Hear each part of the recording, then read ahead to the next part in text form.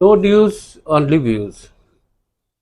दर्शकों, बहुत सारे ऐसे विषय होते हैं जिन पे की बात न सिर्फ जरूरी भी है बल्कि उस पर विचार करने की भी जरूरत है। हम भारतीय समाज के भीतर जो विषमताएं उत्पन्न हो रही हैं, जिस तरीके की स्थिति है, उन पर विचार करने की जरूरत है कि आखिर ये कहीं कोई एजेंडे के तहत तो नहीं ऐसी बातें आ रही हैं।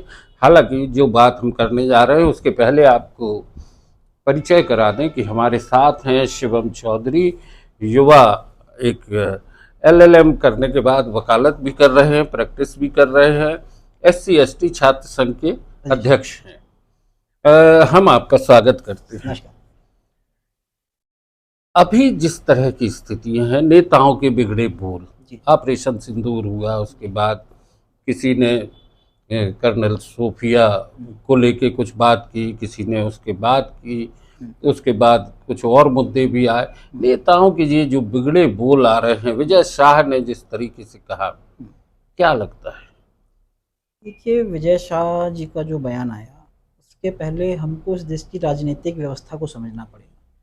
जिस प्रकार से इस देश की राजनीतिक व्यवस्था है, तो हमको ये बात समझने की ज़रूरत है, जो वर्तमान में जो हम सामाजिक विषमताओं की बात करते हैं और इन सामाजिक विषमताओं के बीच जो एसटी एससी समाज का जो राजनीतिक प्रतिनिधित्व है, जो विजय शाह का जो प्रकरण आया, उससे कहीं न कहीं ये संदेश भी निकल के आ रहा है कि कहीं ऐसा तो नहीं कि जो संविधान में जो हमारा एसटी-एससी समाज का राजनीतिक प्रतिनिधित्व है, क्या केवल उस राजनीतिक प्रतिनिधित्व, उस अधिकार के कारण ही एसटी-एससी समाज संसद तक पहुँच पा रहा है?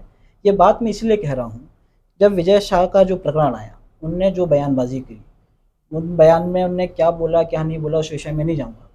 उस उनके बोलने के बाद जो इस पूरे देश में जो कंट्रोवर्सी उठी है, जो मीडिया ट्रायल चला और जो जितनी भी बातें हुई, उसके बाद उनका जो है उनके ऊपर विभिन्न प्रकार की कार्रवाइयाँ हुई। उसके बाद उनसे इस्तीफ़ा माँगा गया। इसके बाद न्यायालय ने जो है स्वतः संज्ञान लिया। तो इन सब जो पूरा जो घटनाक्रम हुआ, इस घटनाक्रम को जब हम समझेंगे, जब इसकी विवेचना करेंगे, तो हमको ये देखना चाहिए कि इस देश में क्या केवल विजय शाह ही थे, जिन्होंने इस तरीके की बयानबाज़ी करी। इसके अलावा भी, विजय शाह के अलावा भी ऐसे बहुत सारे लोग थे, जिनने अलग-अलग प्रकार से ऐसी गंभीर-गंभीर टिप्पणियाँ करी। क्या उनके संबंध में कभी कोई इस प्रकार का मीडिया ट्रायल चला? क्या उसके संबंध में कभी इस प्रकार की कोई आवाज़ उठाई गई? फिर एक बात निकल के आती है कि जब देश में इस तरीके की स्थितियाँ हों, जब देश की सुरक्षा के संबंध में कोई बात चल रही हो, जब देश की सुरक्षा के संबंध में कोई बात की जा रही हो, तो किसी प्रकार से जो है उसमें समझौता नहीं किया जाता। ये बात भी आती है।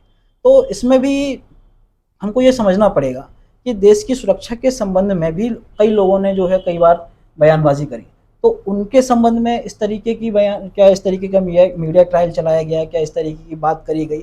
मैं स्पष्ट तौर पे सीधा-सीधा कहना चाहूँगा कि चूँकि विजय शाह एक आदिवासी वर्ग से प्रतिनिधित्व करते हैं, कहीं न कहीं इस कारण भी एक प्रकार से एक एक बल मिला कि उनके संबंध में इस तरीके की बात की जाए। उनका बयान जैसे ही आया, उन्होंने तुरंत इसमें भाषाई भूल का कहकर उन्होंने माफ़ी माँगी और अभी तक 3 दफ़ा माफ़ी माँग चुके हैं। लेकिन इसके बावजूद उनके संबंध में जिस तरीके का नैरेटिव फैलाया गया, तो इस बात की ओर भी इशारा करता है कि क्या वो आदिवासी हैं, इसलिए उनको अभी तक माफ़ क्यों नहीं किया गया? मैं बात इसलिए ये कह रहा हूँ, क्योंकि उनके कहने के बाद अन्य नेताओं ने भी अलग-अलग टिप्पणी करी। इसके अलावा भी गंभीर-गंभीर टिप्पणियाँ करी। अब सदन के अंदर अमित शाह ने बाबा साहब के ऊपर गंभीर टिप्पणी करी, रमेश बिधूड़ी ने गंभीर टिप्पणी करी। क्या उनके संबंध में उस तरीके का मीडिया ट्रायल चलाया गया? इसके बाद जब देश की सुरक्षा से संबंधित जो कोई बात होती है, तो इस देश के विदेश मंत्री एस जयशंकर ने अपने बयान में ये कहा कि हमने पाकिस्तान में हमला करने से पहले जो है वहाँ के देश को सूचित कर दिया था कि हम कहाँ-कहाँ हमला करने जा रहे हैं। तो क्या इस तरह की सूचनाएँ अपने विरोधी देश से साझा करना, ये भी क्या देशद्रोही की लेकिन श्रेणी? शिवम, एक बात आती, कर्नल सोफिया को लेके विजय शाह ने जो बोला जी, कि हमने आतंकवादियों की बहन जी। को ही उनके सामने भेज दिया, हुँ, इस तरह का एक जो बात उन्होंने कही, जो उनका उसको बोलने का उनका जो नजरिया था, हुँ, जिस तरीके की स्थितियां थी, हुँ, कहीं न कहीं हर व्यक्ति को चोट लगती है। बिल्कुल। विजय शाह जी एक अच्छे नेता हैं, मध्य प्रदेश में मंत्री भी हैं, हुँ, सरकार में मोहन यादव जी की सरकार में, डॉक्टर मोहन यादव जी की जो सरकार है, उसमें एक जिम्मेदार मंत्री, और उसके पहले भी वो कई बार इस तरह के अपने बयानबाजी करते रहे। ये बात आपकी वाजिब हो सकती है, इससे मैं सहमत नहीं हूँ कि उनके विरुद्ध मीडिया ट्रायल क्यों हुई। होना चाहिए थी, इनके विरुद्ध भी होना चाहिए थी, और बाबा साहेब अम्बेडकर पर जब अमित शाह ने कहा तो उस पर भी होना चाहिए।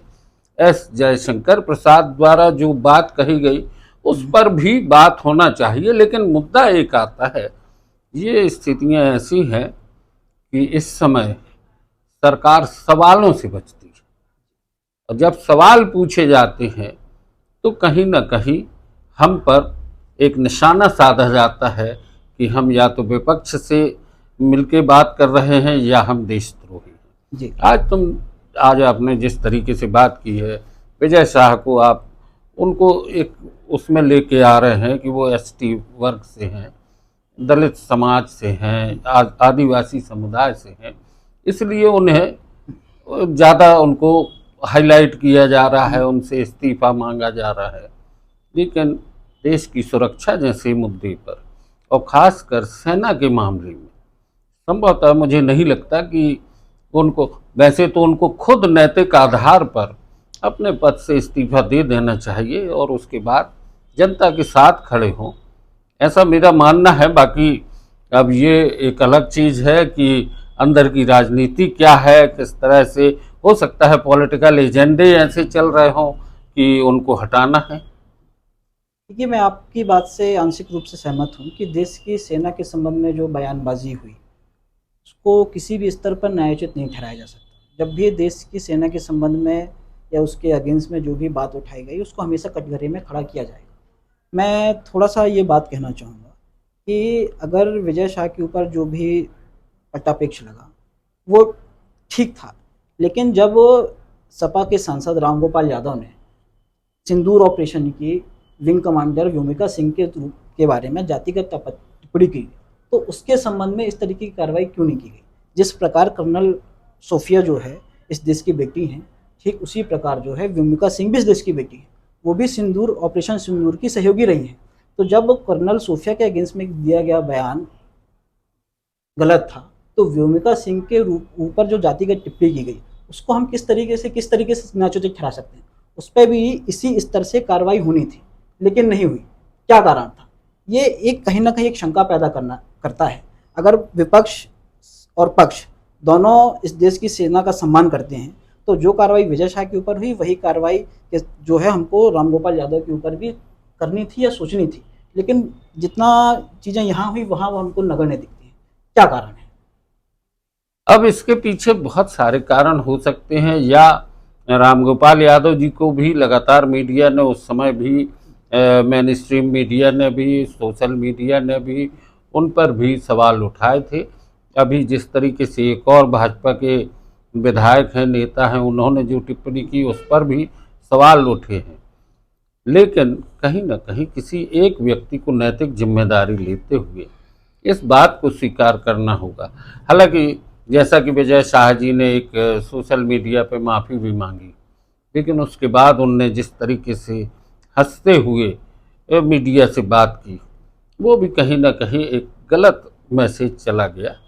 और बात अगर सेना की जाए तो किसी भी स्तर पर सेना के सम्मान के विरुद्ध यदि कोई टिप्पणी करता है तो उससे बख्शा नहीं जाना चाहिए। ये हम भी चाहते हैं, संभवतः आप भी चाहते हैं। सब यही चाहते हैं। अब रहता है कि किसी ऐसे व्यक्ति को केवल हम एसटी वर्ग या एससी वर्ग से जोड़ दें या सवर्ण वर्ग से जोड़ दें कि उनके साथ ऐसा हो रहा है, तो इसमें थोड़ी सा हमें सोचना होगा कि सेना जो है वो भारत है, और भारत कोई जाति या धर्म नहीं, धर्मनिरपेक्ष है, और धर्मनिरपेक्षता हमारा मूल मंत्र भी है। इसलिए इस लिहाज से मैं थोड़ी सा आपसे सहमत होता हूँ, थोड़ी सा आपसे असहमत भी हूँ। लेकिन बात आपने कहने की कोशिश की है, इसके लिए मैं आपको धन्यवाद दूंगा, और चाहूँगा कि थोड़ी सा इस विषय पर और आप विचार करें। विजय शाह जी और उनके समर्थकों से भी हम आग्रह करेंगे कि इस मुद्दे को किसी भी तरह से शांत करें और एक बेटी को लेकर जिस तरह से टिप्पणी की है, लगातार उसी बात को कह के उस बेटी के सम्मान को आहत न किया जाए। क्या लगता है आपको? निश्चित रूप से जो प्रकरण है अब इसको शांत किया जाना चाहिए, और जो जब भी देश की सेना के मान सम्मान की बात आएगी तो देश की सेना और उसका मान सम्मान सबसे ऊपर रखा जाएगा। इस देश की सेना से बड़ा ना कोई था, ना कोई है, ना कोई रहेगा। तो जब भी देश की सेना के सम्मान की बात आएगी तो सबको उनके सामने नतमस्तक होगा। मैं एक और बात कहूँगा, ऑपरेशन सिंदूर ये सेना का एक बड़ा लक्ष्य था, अभियान भी था, और सेना के जो पराक्रम है, सेना ने जो हौसला दिखाया है, उसका श्रेय लेने की भी और कोई कोशिश ना करे, इस पर भी ध्यान देना होगा। नो न्यूज़ ऑनली व्यूज़ पर दोस्तों आज की चर्चा यहीं तक, और शिवम भाई बहुत बहुत धन्यवाद।